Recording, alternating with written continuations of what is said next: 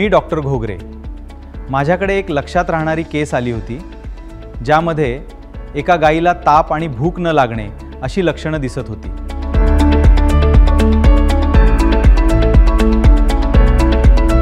सुरुवातीच्या उपचारांनंतर लक्षणांमध्ये सुधारणा दिसली.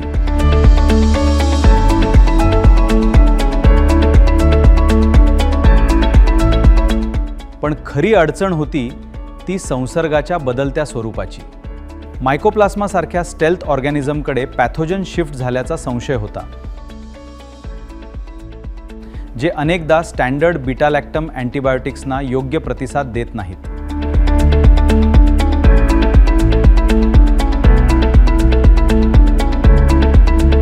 गायीमध्ये ताप आणि डायरिया यांसारखी सामान्य लक्षणं दिसत होती.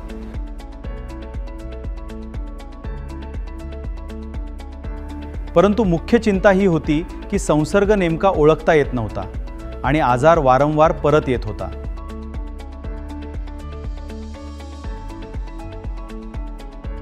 त्यामुळे पूर्ण रिकव्हरी होणं कठीण होतं.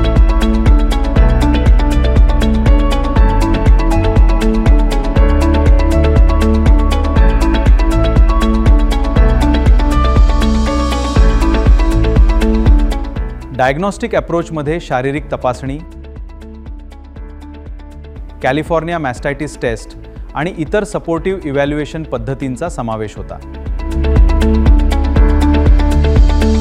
उपचारांमध्ये सेफ्टिझॉक्सिम आणि मार्बोफ्लॉक्सासिन या टार्गेटेड अँटीबायोटिक कॉम्बिनेशनचा वापर करण्यात आला आहे.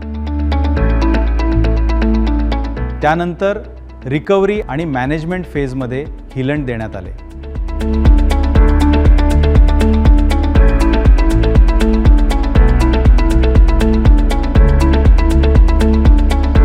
माझ्यासाठी या केसची शिकवण होती, clinical cure does not always equal biological recovery.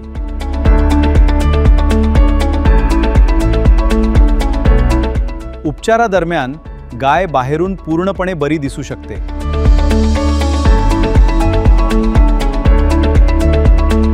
पण सोमॅटिक सेल काउंट अजूनही जास्त राहू शकतो. याचा दुधाच्या गुणवत्तेवर आणि प्रमाणावर परिणाम होऊ शकतो.